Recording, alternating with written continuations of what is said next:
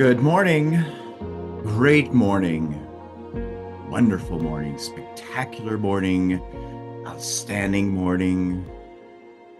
Yes, it is. You know why? Because I make it so. The same way that you can make it so for anything and everything. Remember, everything is fundamentally meaningless. Everything just is. Nothing is good or bad.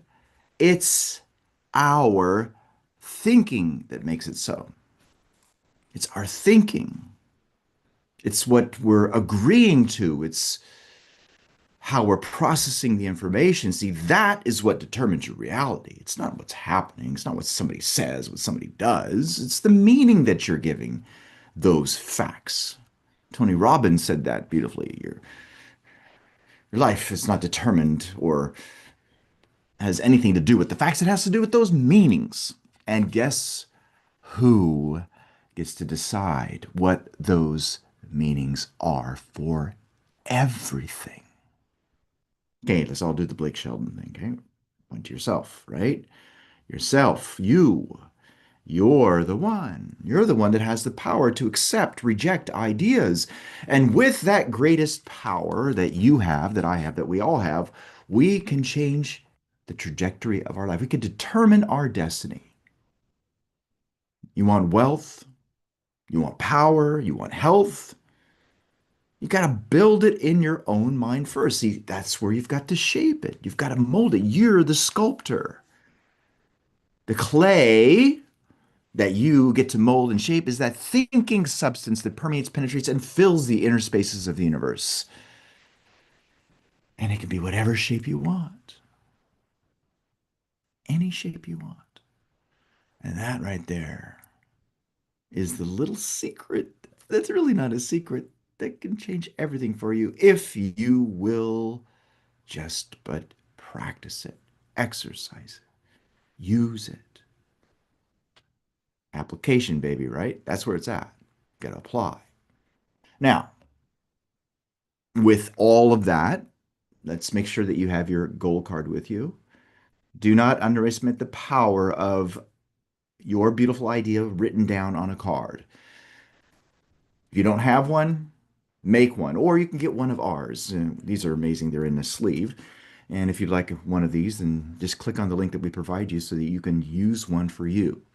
Bob Proctor would say that frequently. He'd say, if you write it on a card, it must happen. Now remember though, he was basing it on the assumption that you were in love with the idea. Remember what was shared by Charles Haanel in a previous chapter? He talked about the law of attractions dependent on the law of vibration, which is dependent on the law of love. Yes, you've got to fall in love with the idea, which leads to making sure that you have a copy of this. And if you like to travel with us through this book on the exact pages that we are using, then make sure you get this copy of this book, which you can get on Amazon, and just click on the link to get your copy. And then also write all over it. Take lots of notes. Okay. Amazing. All right. So with that, let's move into this, shall we? Let's dive into this wonderful world of you and your magnificent mind. Okay, so where we are in this journey is on page 233. So there's 232, 233. We're in section 23. And we touched on this in many paragraphs throughout this book. And we touched a little bit on this even in the last call. And it's something that will, again, help you, but not if you look at it as knowledge or something that's there for being something that's there that's like, oh, I have this wonderful information. No, remember, you got to use it. You must apply it. So thought is a spiritual activity and is therefore creative. Underline that. Thought is a spiritual activity. Remember, spirituality is not church. When people say, oh my gosh, I'm not really spiritual, they tend to go to that definition or the description that points to religion. It's not true. Spirituality is a thought thing. The kingdom of heaven is the kingdom of thought. You know, it's so beautiful. There's this thing called the Lord's Prayer. And in the Lord's Prayer, there's a phrase, Thy kingdom come, thy will be done on earth as it is in heaven.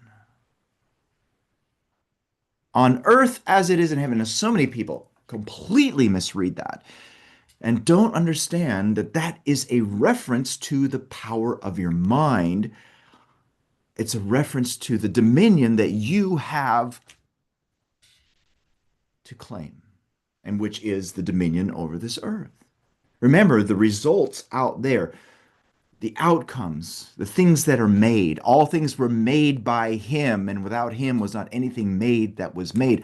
All things were made by imagination, and without imagination was not anything made that was made. See, that's a reference to what's happening in heaven. The kingdom of heaven is in you. On earth as it is in heaven is a reference to what you imagine to be true externalizes as a result in your life. Think about that when it comes to your income, your lifestyle, how you feel. How you feel. Those are all effects. And those effects come from a cause, and the cause is how you think. See, it comes from the activity in your mind. And again, guess who gets to decide what the activity is going to be in your mind? Okay, we're going to do this again. Okay, we're going to do this again, right? It's you. You are the one that gets to decide whether or not you're going to continue imagining what you have been imagining or to imagine new things. You know, it's a beautiful phrase written in There's No Such Thing as Self-Sabotage, which is another incredible book that will help you to understand more of what I'm saying. And that's tied to imagination. And that phrase is that you're either a slave to your imaginings or a master of your imagination. And it's the latter that develops your growth, that develops prosperity, abundance. Now, again, grab onto that. Imagination, the starting point of all creation, all of which is happening in the mind, which can be shaped however you want it to be, which then externalizes. Again, practice what I shared with you daily. Look at material things in the world that were made from the perspective that it was in someone's mind first before it became the material thing. Someone was loyal to that unseen reality, which then led to the device you're watching this on, the clothes you're wearing, the car you drive, your jewelry if you wear jewelry. Think about that. All of it. 100% of it. Remember, the world that we live in is not a material world. It's not a physical world. It's a thought evolved world. It's an imaginal world. That is the true world that you live in. And what's beautiful about that is that from that spirituality externalizes the materiality. See, that's what's going to happen to you for this. No matter what this is, provided you are engaging with it in your mind, your magnificent mind.